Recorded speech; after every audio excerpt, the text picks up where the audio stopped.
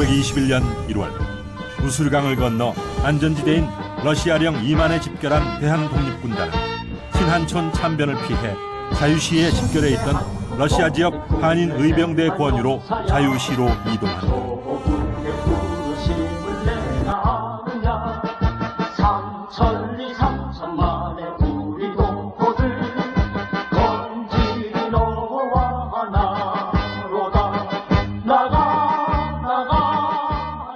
항일무장투쟁사 최악의 참사로 기록되는 이 사건은 1921년 6월 28일 일제와 비밀합의를 맺은 소련의 적군과 극곡두각시인 이르쿠츠크파 한인공산당 세력이 러시아 아무르주 자유시에 집결한 상해 임시정부 지지 대한독립군단을 몰살시킨 우리 역사상 최초의 이데올로기적 동족 상전의 비극으로 자유시 사변 또는 흑하사변이라고도 한다.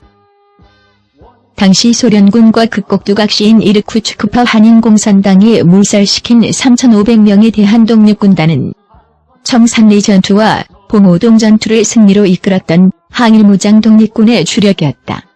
이 사건 이후 무장독립군은 말 그대로 괴멸되었고 우리 민족은 1945년 해방될 때까지 더 이상 이런 무장투쟁 조직을 갖출 수가 없었다. 이 사건으로 괴멸된 대한독립군단은 함경도 지역의 호랑이 포수와 1895년 10월의 명성황후 시해 사건, 이어진 가고경장의 단발 영해항거에 일어났던 을미의병, 그리고 1907년 7월 31일 순중왕제의 칙령으로 해산된 구대한 제국의 군인 등이 주축이 된 백전노장의 무장병력이었다. 이후 1940년 광복군이 조직될 때 최대한으로 모은 인원이 400명밖에 되지 않았다. 그렇게 조직된 광복군의 전투력도 요즘으로 비교하면 총도 쏠 줄 모르는 2등병 수준이었다. 당시 소련 적군의 가장 큰 목표 중의 하나는 일본과 싸우지 않는다였다. 따라서 소련 적군과 한인공산당은 일본이 조선 항일무장단체의 해체를 요구하자 대한독립군단을 자유시로 유인하여 일방적으로 학살하고 생존자들은 중앙아시아로 강제 이주시켰다. 희생자의 규모 자체도 최악인데다 일본군과의 전투도 아닌 소련 적군에 유인되어 대한독립군단 수뇌부가 군권을 잃고 농락당한 결과라는 점과 아울러 불완전했던 임시정부 내부를 분열시키는 결정적인 타격을 가한 사건이란 점으로도 더 비극적이다. 이후 만주 지역의 항일 무장단체들이 오랫동안 통합한 연합부대를 못 만들고 두 번 다시 힘을 회복하지 못했다는 점에서도 최악의 사건으로 꼽힐 만하다. 당시 러시아는 러시아 내전 중이어서 시베리아에서는 볼셰비키를 중심으로 한 적군과 반혁명파를 중심으로 한 백군으로 나뉘어 서로 대립하고 있었다. 여기에 체코 군단의 반란, 외국군의 무력 간섭이 겹치면서 연해주는 혼란스러운 상황이었다. 이에 일본은 백군을 지원한다는 명목으로 1918년 4월 시베리아로 출병함과 동시에 반일 독립무장투쟁을 하는 한인무장부대를 소탕하고자 했으며 이때 발생된 것이 봉오동 전투와 청산리 전투, 간도 참변이다. 당시 독립군은 적군의 가담, 1920년 3월 12일에는 니콜라이옙스크 사건으로 독립군과 소련 적군은 일본군과 백군을 전멸시켰다. 일본군은 1920년 4월 4에서 5일 야간에 블라디보스토크의 모든 볼셰비키 기관 및 신한촌을 비롯한 한인 밀집지대를 습격했다. 이 전투로 블라디보스토크의 볼셰비키 기관과 적군이 북방으로 후퇴함에 따라 연해주의 한인 의병대도 행동을 같이 했다. 1920년 3월에서 5월 사이 러시아의 니콜라이옙스크에서 빨치산의 야코프 이바노비치 트라피친 부대와 일본군이 충돌한 사건으로 트라피친의 일본인은 남녀노소를 물론하고 모조리 학살하라 라는 명령하에 일본군 포로는 물론 민간인인 일본인 및 일본인과 친했던 태인 등 6천여 명이 빨치산에 의해 아무르 강이 얼음 구멍에 넣어 익사당하는 등의 무자비한 학살 사건으로 니항사변이라고도 한다. 이 와중에서도 살아남은 136명가량의 일본인 여성, 어린이들을 감옥에 가두어졌는데 훗날 일본군이 반격할 조짐을 보이자 빨치산들은 후퇴하는 과정에서 이들을 모두 처형하였다. 트라피친 부대에 소속되어 있던 한인 부대원들도 학살에 적극적으로 가담하였으며 니항 점령 이후에는 이들 한인 부대원들의 무차별 행패로 같은 고려인들도 불안에 떨어야만 했다.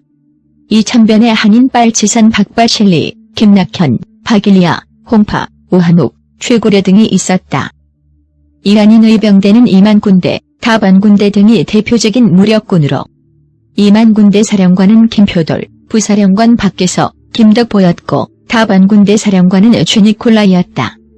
이들 연해주의 한인 무장대들은 임시흥룡주 정부가 극동공화국으로 강화되고 볼셰비키 세력이 강화됨에 따라 자유시로 집결했다. 1920년 봉우동 전투, 청산리 전투 등에서 독립군에게 참패를 당한 일본군은 한국 독립군 토벌작전을 대대적으로 단행하면서 간도 참변을 일으켰다. 독립군에게 식량과 군자금을 대는 단위가 간도의 한인 민간인들이었기 때문에 이 한인 마을을 습격해 민간인을 남녀노소 가리지 않고 학살한 것이었다.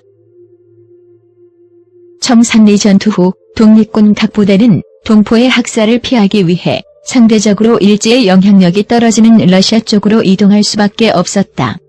독립군들은 러시아 지역으로 이동하다 일단 중국과 러시아의 국경도시인 중국령 밀산에서 독립군을 동학 및 재편성해 대한독립군단을 조직하였다.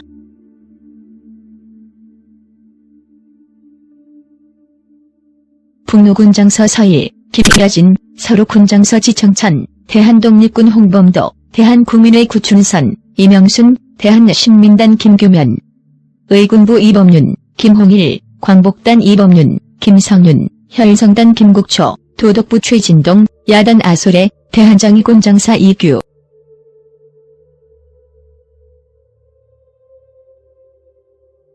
대한독립군단의 총재는 서일이었고 부총재 홍범도, 김필아진, 조성환이었으며 총사령관의 김규식, 참모총장의 이장령이 추대되었다. 여단장의 지청천, 중대장의 김창완, 조동식, 오광선 등이 선임되었다. 휘하에 1개 여단을 두고 그 아래에 3개 대대 9개 중대 27개 소대가 편성되어 있었으며 총 병력은 3,500여 명이었다.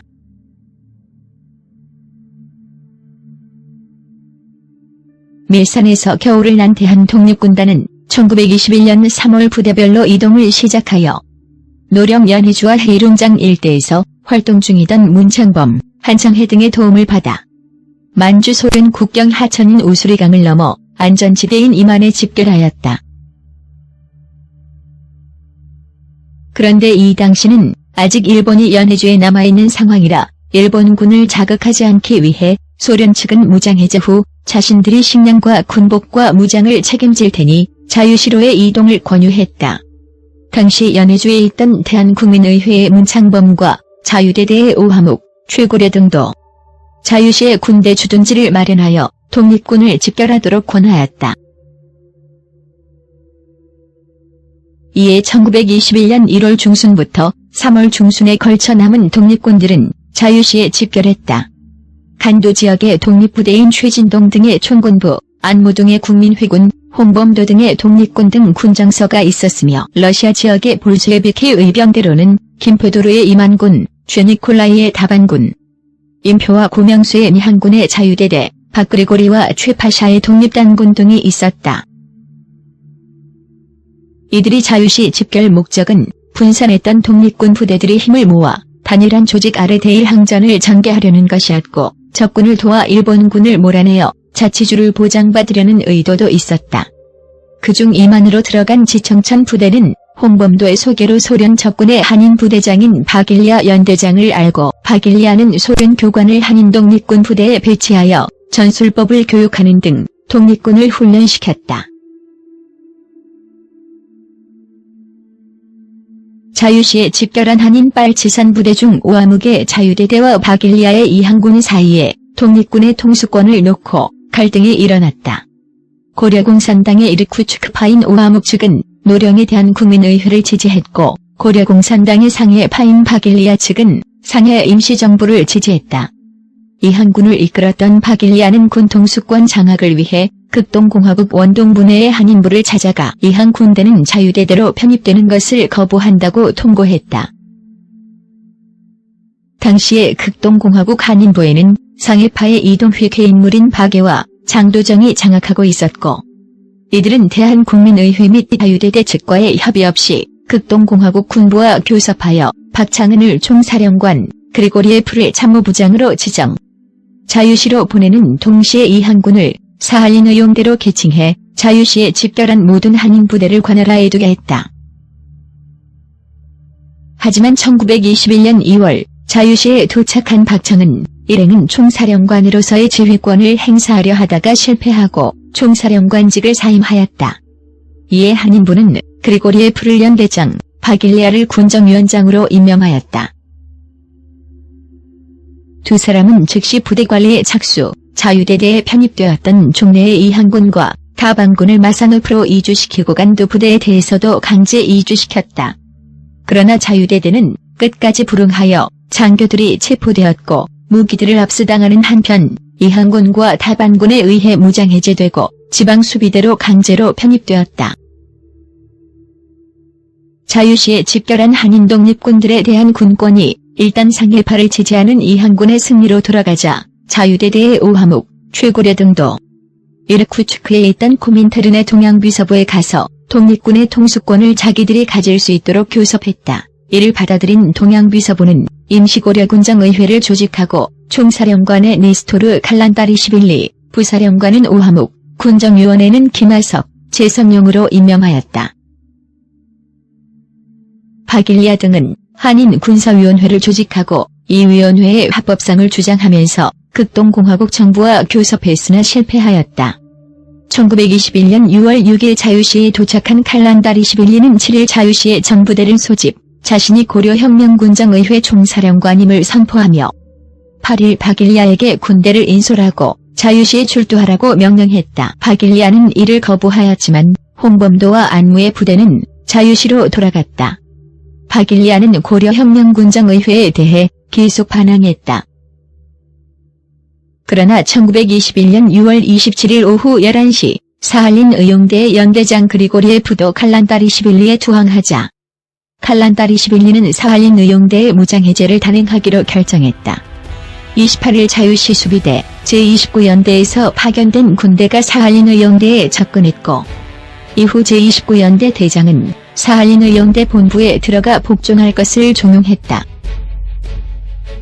사할린 의용대는 무장해제 명령에 불응했고 자유시 수비대 29연대는 공격명령을 내려 무장해제를 단행했다. 이 과정에서 수많은 독립군들이 목숨을 잃었고 전투 끝에 무장해제를 당한 사할린 의용대는 전사자와 도망자를 제외한 864명 전원이 보로가 되었다.